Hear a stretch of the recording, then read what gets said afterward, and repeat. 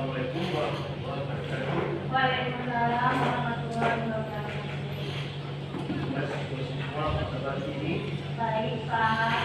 Terus sebelum kita mulai absen dulu. Pertama, biar ada Maida.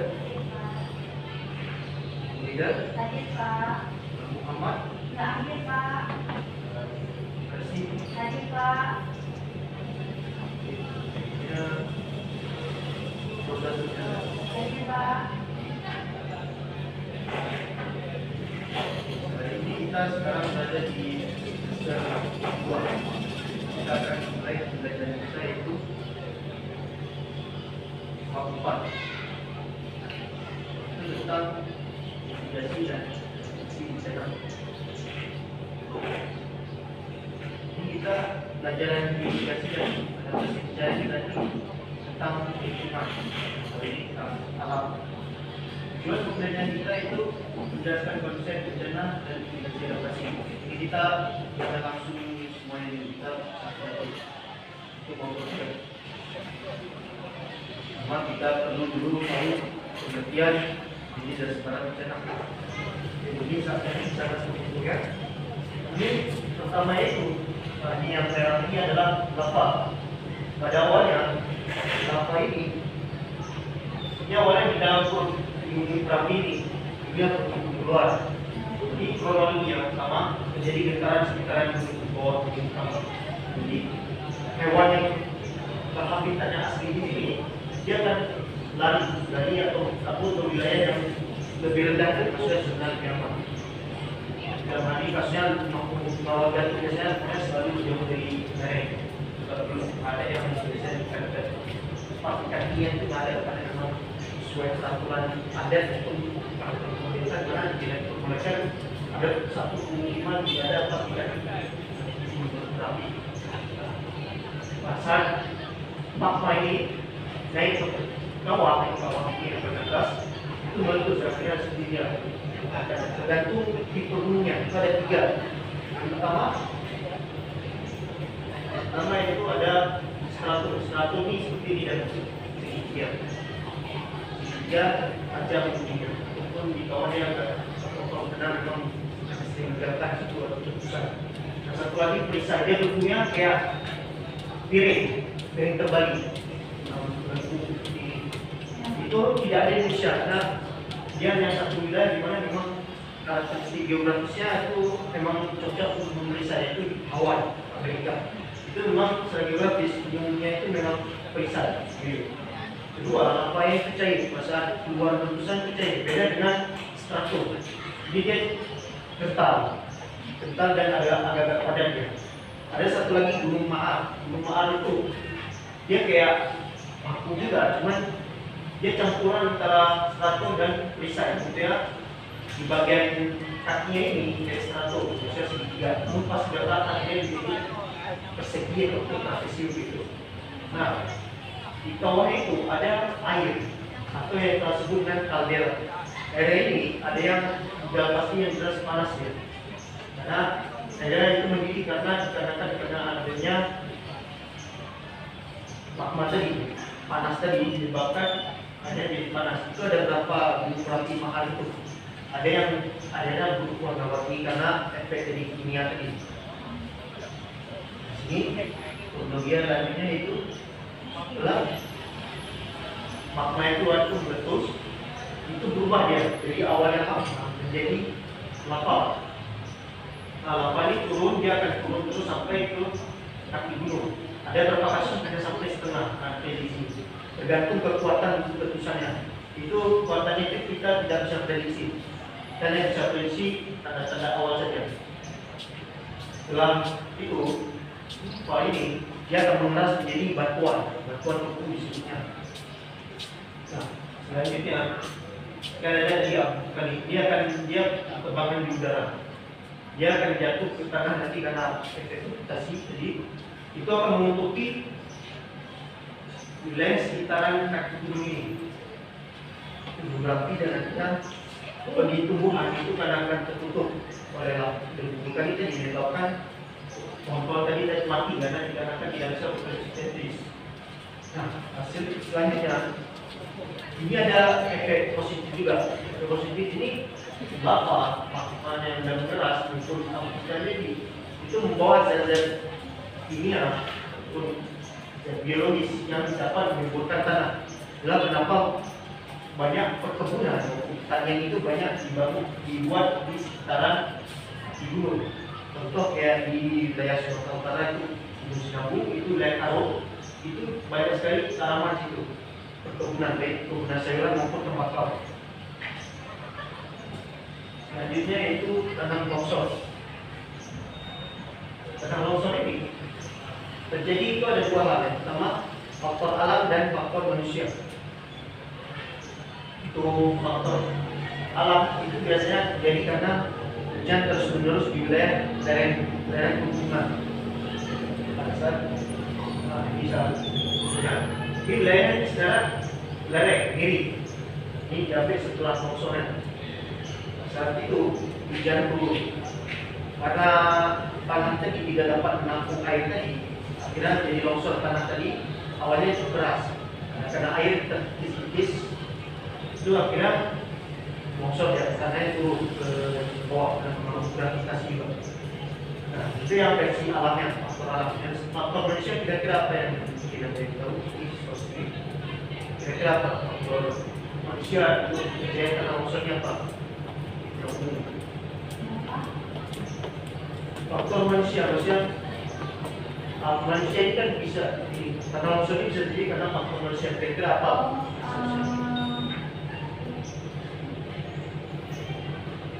Karena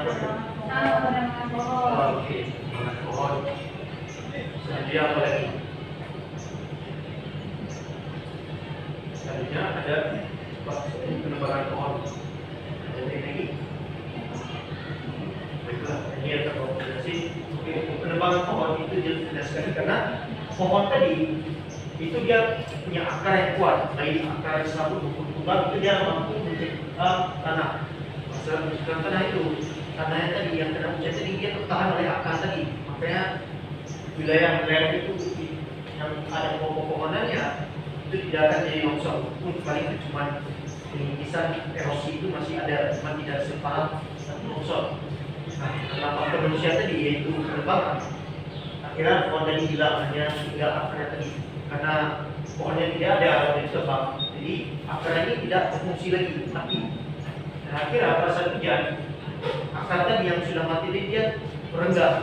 Nah, akhirnya tanah tadi terdorong juga oleh air hujan tadi sebabkan longsor seperti foto ini. Ini terjadi foto yang diambil setelah longsor wilayah Bogor. Itu wilayah dataran tinggi. Cuma karena wilayah itu jadi penebangan liar, itu kira tanahnya itu turun dia ke bawah. Ini rumah-rumah di bawah akhirnya tertimbun oleh longsor tadi. Itu kalau faktor manusia. Terus selain penebangan liar ada juga namanya pengerukan. Pengerukan ini bisa tadi tebing tadi tebingnya sudah lurus ataupun vertikal yang maksudnya lereng sendiri. Nah, itu pengerukan itu diambil tanah pembangunan sebagai bahan pembangunan. Jadi selain itu jadi lurus dia tebingnya. Tebing ini itu nggak ada pohon tadi, pohon yang tadi sudah dijual ataupun memang nggak ada sama sekali. Akhirnya karena pengaruh gravitasi dan hujan, kikisan erosi, runtuh juga akhirnya. Maka jadi longsor seperti juga, cuma beda kondisi saja.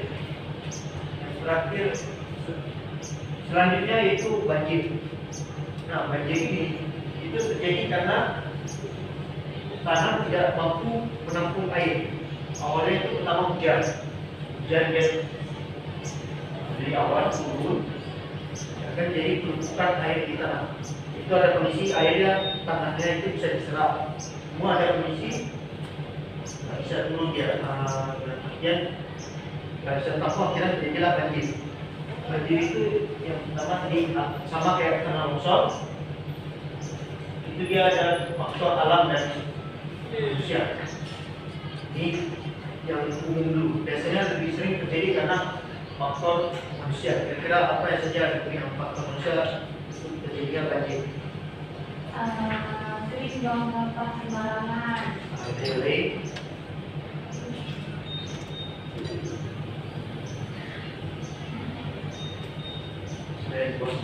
apa lagi? Kira-kira apa lagi? Oke, jadi saya jelaskan lagi itu jadi karena tadi ya saya sebutkan ada 3 lempeng, Eurasia, Indo-Australia, dan Pasifik. Nah, Eurasia itu yang ini, wilayah utara sampai barat, itu wilayah mencakup Pulau Sumatera, Jawa, dan Kalimantan. Itu tergabung dalam lempeng Eurasia. Selanjutnya Indo-Australia kan tersambung dari wilayah Australia dan Papua di lempeng Australia Indonesia ini batasnya. Dan lempeng Pasifik itu lempeng laut yang mana pas di bawah laut itu mencakup wilayah timur laut. Ini wilayah lempeng Pasifik. Nah, gempa yang terjadi tahun 2004 itu terjadi di sini. Itu wilayah di mana antara lempeng Australia dan Eurasia bertemu. Nah, pada saat terjadi itu terjadi subduksi ini mana lempeng Australia masuk ke dalam lempeng Eurasia, masuk ke bawah. Nah, suatu ikatan besar tanggal 26 Desember itu terjadi macam hambatan ini menyebabkan gempa bumi karena persoalan akhirnya karena tidak waktu cara ledakan itu menyebabkan gempa di sekarang saya. Nah, hasil kita tadi menyebabkan tsunami karena gelombang besar, gelombang kekuatan di dalam bumi ini. Itulah merasakan tsunami wilayah pada Aceh, Lampung dan sebagainya itu terkena kerusakan tsunami yang lebih besar. Selanjutnya letusan gunung Merapi. Letusan gunung Merapi itu dia memanjat cincin api Pasifik dari sini sampai ke Papua. Saya wilayah yang ada gunung Merapi itu cuma Kalimantan dari sini. Nah, letusan gunung Merapi tadi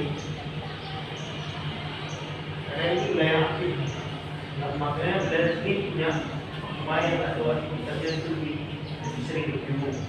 Yang terbaru itu letusan gunung di wilayah Nusa Tenggara Timur itu memang lagi aktif. Selanjutnya di Sinabung ini masih aktif. Yang terakhir itu di Losangnya, jadi ini terjadi letusan gunung Merapi juga. Karena aktivitasnya sedang meningkat di wilayah sini.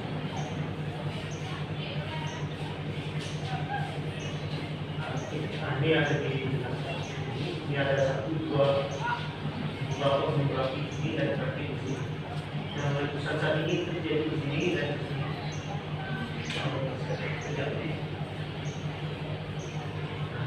Gunung Merapi itu ada level sendiri. Yang pertama level normal itu aktivitasnya tidak ada sama sekali, paling cuma keluar asap atau getah kecil. Itu biasanya umum, tidak membahayakan. Yang kedua itu level waspada. Level waspada ini tingkat ketakutannya agak sering. Maksudnya tiap jam itu ada sekitar pagi 2. Biasanya itu kadang kecil maupun besar. Nah, di sini pada level waspada itu masyarakat mulai tidak diperbolehkan lagi datang ke ibu. Selanjutnya itu level siaga. Level siaga ini mana letusannya sudah terjadi tapi tidak terlalu besar. Mana magma sudah keluar dan sebagainya, tapi tidak begitu besar. Jadi ada persiapan untuk evakuasi dan sebagainya. Yang terakhir itu level awas. Level awas ini di mana ledakannya sudah besar. Biasanya terjadi karena sejam sekali ataupun beberapa jam itu ledakannya.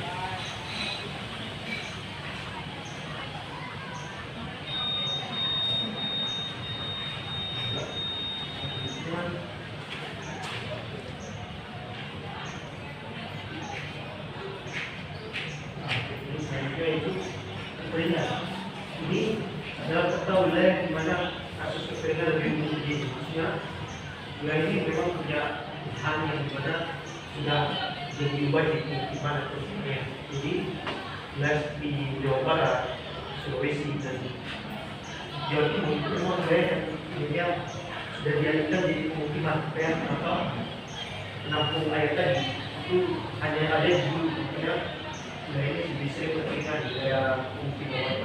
Ada yang betul-betul seluruh wilayah tersebut. Lagi di NTT. NTT ini karena geografis wilayah ini memang pas di antara Australia dan sini itu memang awan untuk membawa hujan itu lebih sedikit karena pendek. Beda dengan wilayah utara sini maupun di wilayah yang sering hujan. Makanya kenapa kekeringan jarang terjadi di sini. Jadi karena efek tadi ini akhirnya jadi dia lebih kayak savana atau padang rumput. Ya, kasus kekeringan itu juga sama seperti Jawa. Nah, selanjutnya tanah longsor ini wilayah juga sama karena ada penumbuhan hutan dan sebagainya. Kan wilayah ini sering terjadi tanah longsor. Di Jawa Barat itu ada namanya pergerakan tanah karena efek dari penumbuhan hutan dan aktivitas tektonik yang alami di sini. Ini menyebabkan tanah longsor dan penumbuhan. Wilayah Aceh juga sama ini dan tanah tinggi, tapi penduduknya jarang di sini. Ya tidak. Papua juga, Papua di dalam belum terjadi masif, ya. Ini data ini. Untuk Kalimantan itu yang data ini cuma wilayah utara. Masyarakat umumnya tinggal di atas termasuk ini yang tinggal di sini di Manasari. Inilah calon ibu kota kita di IKN nanti ya. Pas di data rendah. Walaupun di Joya atau di Kuala itu ada data di kita. Tapi kemungkinan besar itu sudah diperbaiki untuk menjaga sponsor ataupun pemerintah. Jadi pemerintah masih ada persoalan. Mata air sana itu sedikit sana makanya kasus keringat kita sebenarnya ini belum siap 100% untuk kota, tapi buat saja dan beberapa tahun lebih besar. Juga permasalahan pendidikan. Jadi itu bahkan hutan. Ini adalah foto dari BMKG. Yang warna merah-merah ini jauh, ini adalah panas. Dan rawan jadi kebakaran hutan. Itu wilayah ini adalah mengandung kemungkinan geografis dan pantai dan hutan. Wilayah rawan di mana? Nah, kalau sering dipakai itu lahan perkebunan, terutama sampai biasanya orang itu berbeda, akhirnya dilakukan pembakaran. Efek pembakaran tadi dia menyebar sampai ke wilayah gambut, di mana lebih mudah terbakar lagi. Kenapa? Wilayah ini lebih dari hutan. Papua ada juga sampah. Dan di Jawa Timur ini ada wilayah di zona padang rumput juga terbakar.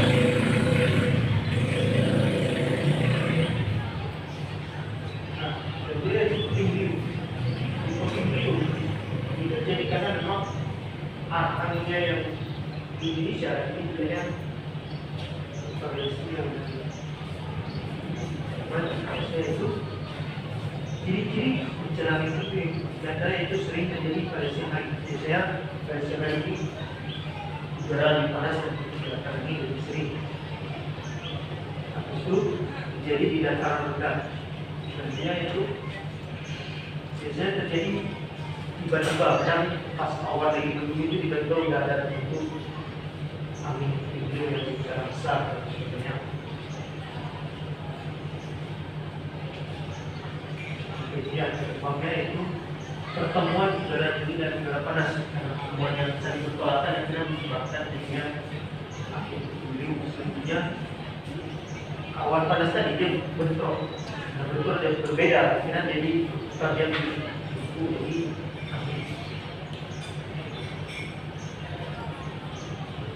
ini adalah wilayah ancaman bencana Indonesia dan belakangnya.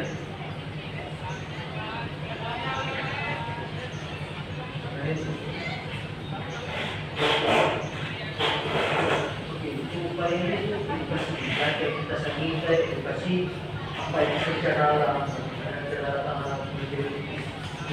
ikannya dan juga kebulannya dan teknologi.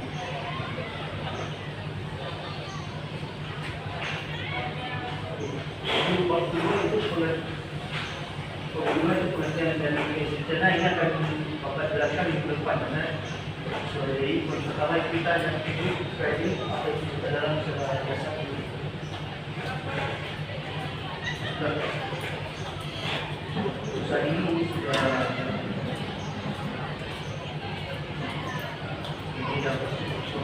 pelajaran.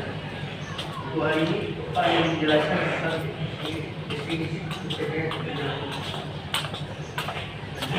Untuk pertemuan kedua itu besok itu kita akan menjelaskan bicara ini satu lebih lanjut. Lalu kita nanti ada latihan ataupun soal. Soal ini Bapak tidak karena untuk hal yang harus itu. Siswa itu pertama kita harus memahami dulu pembelajaran dulu. Mesti di belakang kita nanti baru kita mulai latihan untuk bangunan isu. Dan tidak mungkin kita jelasin yang menjadi itu maksud belajar. Ya kan itu maksud. Kita artinya orang itu menjadi kami. Waktu sudah habis. Ini Bapak dulu. Ini yang Bapak bisa saksikan. Untuk depannya besok di Bapak menjelaskan mungkin siswa-siswi semua mungkin ada yang bisa menjelaskan atau tambahan itu ataupun menjelaskan mungkin pernah mengalami salah satu dari bicara yang Bapak jelaskan di proyektor ini.